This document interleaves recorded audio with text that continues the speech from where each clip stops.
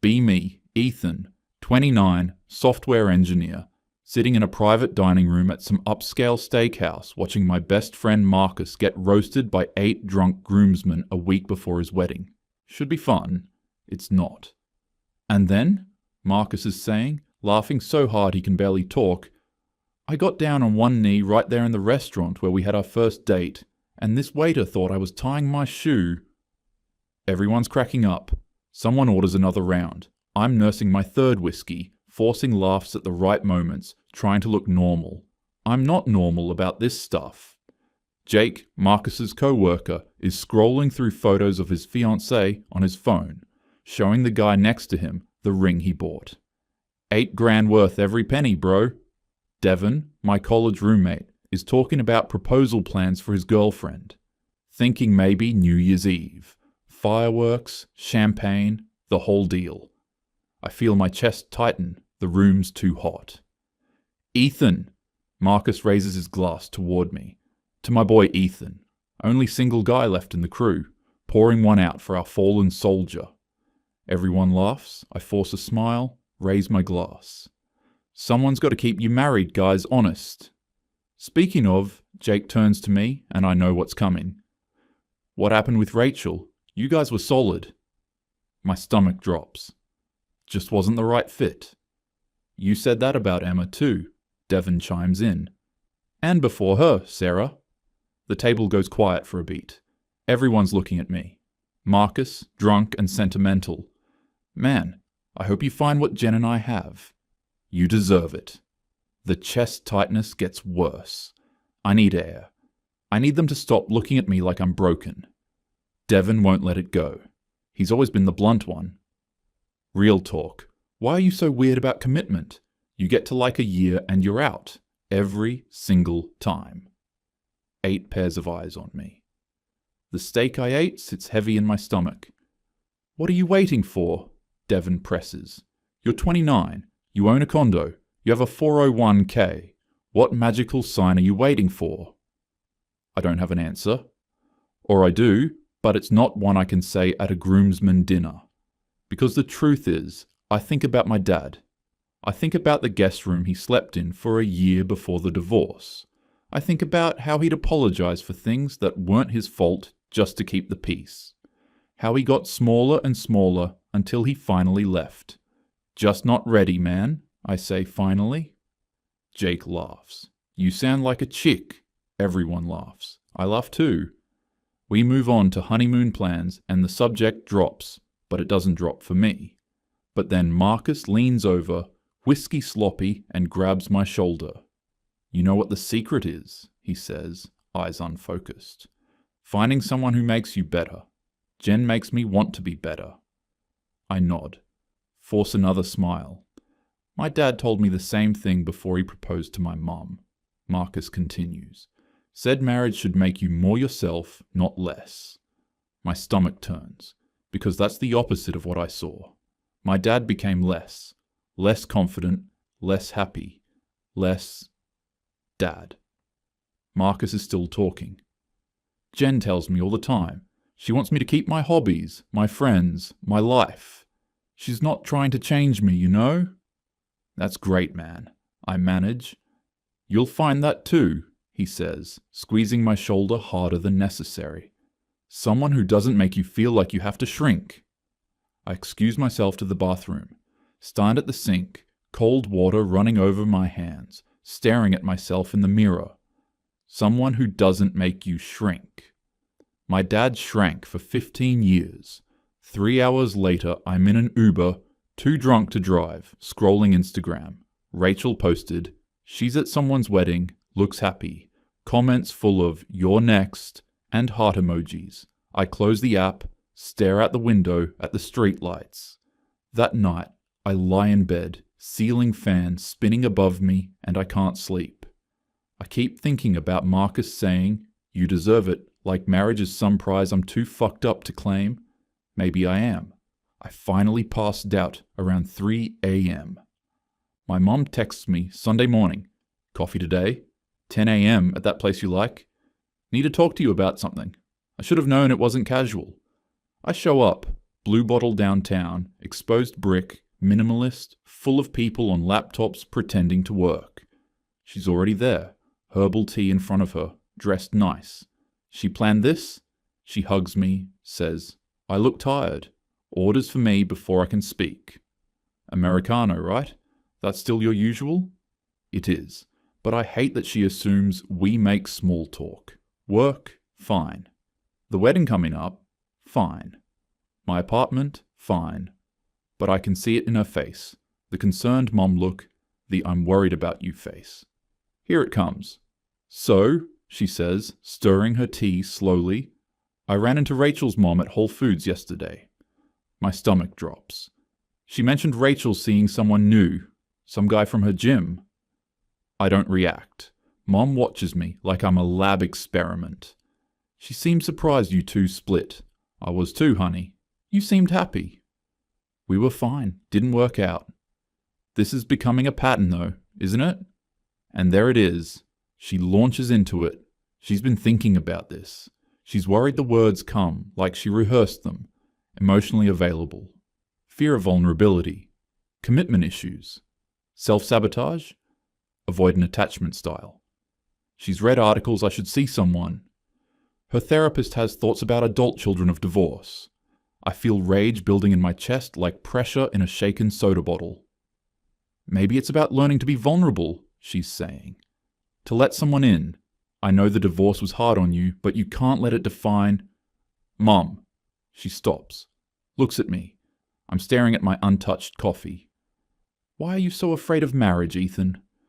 She says it so gently, so concerned, like she genuinely doesn't understand. I laugh, not a happy sound. You really don't know? Don't know what? Mom. I look up at her. You destroyed Dad.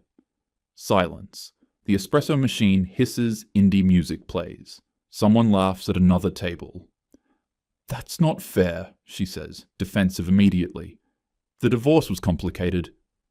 I'm not talking about the divorce. Her face changes. She knows what's coming but doesn't want to hear it. I lean forward. You want to know why I'm afraid of marriage? Let me tell you. The BBQ at Uncle Tom's house, I say. I was 11. Dad was grilling. You asked him to bring out salad bowls. He said he would after he flipped the burgers. Remember what you did? She shifts in her seat. Ethan, that was almost 20 years. You walked over to his co-workers, Mike and Jeff, and said loud enough for everyone to hear, my husband can't multitask, must be a man thing. They laughed. Dad's face turned red. He put down the tongs and got your bloody salad bowls. I was joking. Dad stopped hosting after that. Stopped inviting his friends over. I noticed. I was 11 and I noticed. She opens her mouth, closes it. Then the chore chart. You made an actual chart for your adult husband, take out trash Tuesday and Friday. Vacuum living room Saturday. With little gold stars when he completed tasks. I was trying to create equitable division of labor. You treated him like a child, and when he worked late and missed trash day, you'd leave the overflowing bag in front of the TV so he'd see it when he got home. I watched you do that. Her face is flushing. The whole time you posted on Facebook about partnership and equality. Your friends would comment about how lucky Dad was. I saw those posts. I saw the difference between what you said online and what you did at home. That's not... When I was 13, Dad started packing the same sandwich every day for lunch, turkey and cheese. No variety. I asked why. He said he liked it. But I heard you two arguing one night. He wanted to buy lunch at the deli by his office, $12. You said no, stick to the budget. I leaned back. The budget you controlled. Meanwhile, you got your nails done every 2 weeks, $60 plus tip. Gym membership you never used, $80 a month. Take out for yourself when Dad worked late, but Dad couldn't buy a sandwich. I managed the finances because your father didn't have bandwidth. He made 70% of our household income. She has no response to that. Every Sunday, Dad watched football, his one thing, and every Sunday you'd walk through the living room. Must be nice to waste a whole day. Watching men in tights chase a ball. You called it toxic masculinity, said you didn't want me exposed to it. I was frustrated he wasn't spending time. He asked you to watch with him, multiple times. You refused. So he started watching in the garage on his laptop. In the fucking garage, Mom. She's crying now. Quiet tears. And then the guest room. Dad started sleeping. There. You told everyone he chose it, that he was emotionally withdrawing. But I heard the fight. You told him, until he showed up as a real partner, you needed space. My voice drops. I was 13 years old, and I understood my dad had to earn the right to sleep in his own bed. I sit back. My hands are shaking. So yeah, I'm afraid of marriage. I watched what it did to Dad. I watched him shrink. I watched him apologize for existing.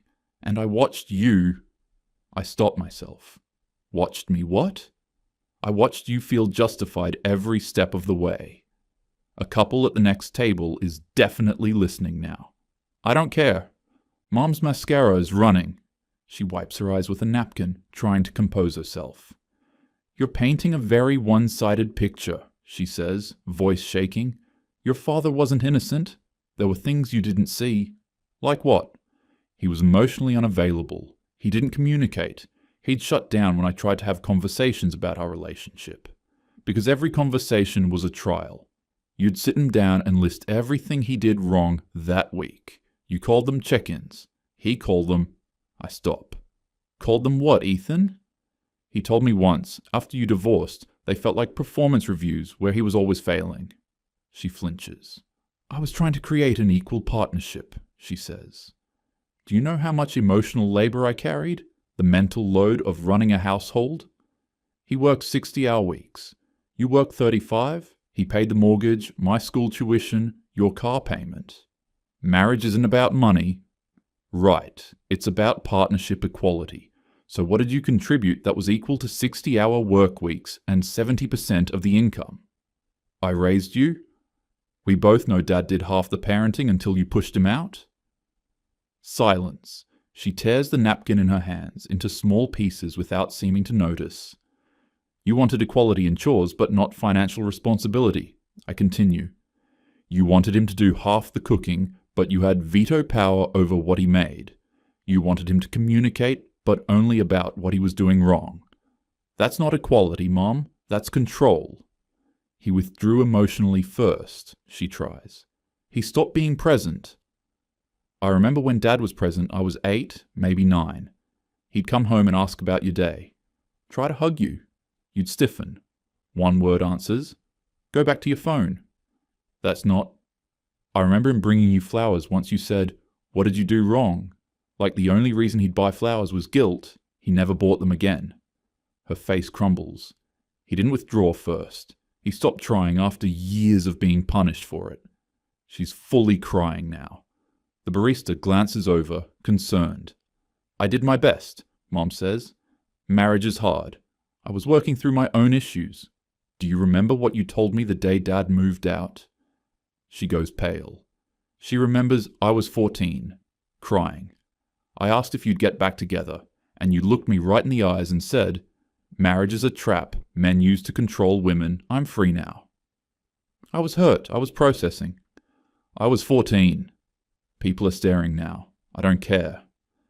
You told your son that marriage was a trap right after destroying his family, and you're confused why I'm afraid? I pull out my phone. Open Instagram. Show her my feed. You post about healthy relationships and emotional intelligence. You share quotes about communication. You've been with what? 4 guys since Dad? 5? She doesn't answer. How long did the longest last? 14 months? And every time it ends, you post about knowing your worth and not settling. I put the phone away. The common denominator is you, just like the common denominator in my failed relationships is me. I'm doing what you did. Finding reasons to leave when it gets real because you taught me that's what you do when someone doesn't meet your standards. She's sobbing. Not quiet tears, full sobbing. I never meant. I was trying to be a good mother. You were so focused on not being controlled that you became the controller. Dad paid for it. Now I'm paying for it. I stand. Put a 20 on the table. I need to go. Ethan. Please. I don't blame you for the divorce, Mom. I blame you for making me watch what you did to him and pretending it was feminism. I walk out. Leave her there, mascara streaked, in a coffee shop full of strangers who heard everything. 6 hours later, Mom texts me. I'm so sorry you feel that way. I know I wasn't a perfect wife or mother, but you have to understand how difficult things were for me. Your father and I both made mistakes. I hope someday we can talk about this more calmly. I love you. I read it 3 times. I'm sorry you feel that way. Not, I'm sorry for what I did. Not, I'm sorry I hurt you. I'm sorry you feel that way. I almost laugh. Almost. I don't respond. Instead, I sit on my couch with my second beer and think about Rachel. It started small. She'd joke about me leaving dishes in the sink. Then the jokes got sharper. Must be nice to have someone clean up after you. She started suggesting I dress differently for her friends' parties. Just trying to help you put your best foot forward, babe. She wanted access to my location on my phone. It's 2024. Everyone shares locations, unless you're hiding something. When I'd work late. Your job again? Must be nice to have an escape. She started talking about our future, but only her version, the neighborhood she wanted, the type of wedding she dreamed of. When I'd suggest alternatives, I thought you'd want me to be happy. The final straw was the Google Doc. She made a 5-year plan for us. Shared it with me one night like it was cute. Engagement by month 18. Married by month 24. House by month 30. First kid by month 42. I opened it and felt the walls close in. I broke up with her 2 days later. We were at her apartment. She had the Google Doc pulled up on her laptop, was adding details. I was thinking we could look at engagement rings next month, she said, smiling, just to get ideas. I felt my throat close, saw my dad's face, heard my mom's voice, until you show up as a real partner. I can't do this, I said. Rachel's smile dropped. Can't do what? This. Us. I'm sorry. She cried. Said I was sabotaging something good. Said I was afraid of a strong woman. That phrase. My mum used that phrase about my dad. I wasn't crazy. I wasn't self-sabotaging. I was pattern matching. I saw the signs, the small controls, the jokes that cut, the rewriting of disagreements, the progressive language weaponized I ran because staying meant becoming my dad. The fear wasn't irrational. It was protective. Sometimes I wonder if I was wrong. If Rachel would have been different if I quit too early. But then I remember the way my dad looked at family dinners after the divorce. Relieved. Free. Like he'd been holding his breath for 15 years and finally could exhale. Better to leave at year 1 than wake up at year 15 and realize you've disappeared. Better to be alone than to become a ghost in your own life. Maybe I'm damaged. Maybe I'm just learning from what I saw. I sit there in my quiet apartment, beer getting warm in my hand, and something shifts. I'm still scared of marriage, still scarred, but at least now I know why. I open my contacts, scroll to Dad. We haven't really talked since a stilted birthday call 6 months ago. I type, "Hey Dad, I know it's been a while. Can we get dinner this week? There's some stuff I want to talk about." I think I finally get it. I hit send before I can overthink. 3 minutes later, my phone buzzes. Of course. Thursday work. I'd really like that, son. I stare at the message. My eyes water. Thursday's perfect. I put my phone down. Finish my beer. The apartment's quiet except for the hum of the refrigerator and distant traffic outside. I think about Marcus getting married next week, about the groomsmen dinner and Devon asking what I'm waiting for. I think about my mom sitting in that coffee shop, finally hearing what I've carried for 15 years. I think about my dad in that guest room, getting smaller, apologizing for existing. I'm not sure I'll ever not be afraid of marriage, but maybe, talking to Dad is a start. Maybe understanding where the fear comes from is enough for now. I don't have answers, I don't have a happy ending, but I have clarity. And for the first time in a long time, that feels like something. 3 months later, I meet Dad at the same steakhouse where Marcus had his groomsmen dinner. We haven't done this, just the two of us, in years, maybe a decade. He looks older, greyer, but there's something different in his eyes. Less tired, maybe. We order, make small talk about work, about the weather, about nothing. Finally, he says, "Your mum called me." I freeze, fork halfway to my mouth. "After your conversation, she was upset, wanted to know if I'd turned you against her." "What did you say?" "I said you're 29 years old. You have your own memories, your own perspective." He takes a sip of water. She didn't like that answer. We eat in silence for a minute. "I'm sorry," he says finally, "for letting you see all that, for not protecting you from it. Dad." "No, let me finish." He puts down his fork. "I should have left earlier, should have fought harder for custody, should have been honest with you about what was happening instead of just taking it. You were trying to keep the peace. I was being a coward." He looks at me. "And you paid for it. I see that now." My chest feels tight. "I used to think," I say slowly, "that I was broken, that something was wrong with me for being scared." "You're not broken, Ethan." "I know now, but I wasted years thinking I was." He nods. Understands. "For what it's worth," he says, "I'm dating someone. Have been for about 8 months." I look up, surprised. "Her name's Patricia. She's different. We split everything 50-50.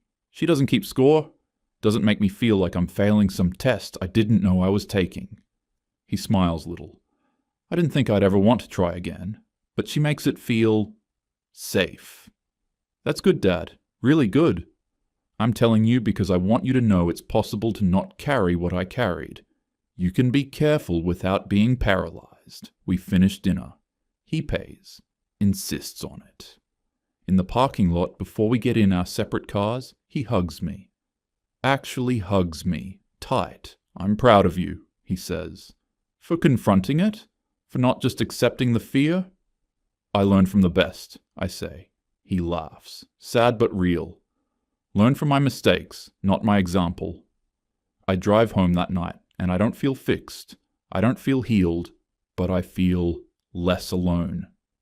And when I see Devon posted photos from another friend's engagement party, everyone coupled up, happy, moving forward, I don't feel the panic. I just feel, okay, maybe someday I'll be ready. Maybe I won't. But at least now I know the fear isn't who I am. It's just something that happened to me, and that makes all the difference.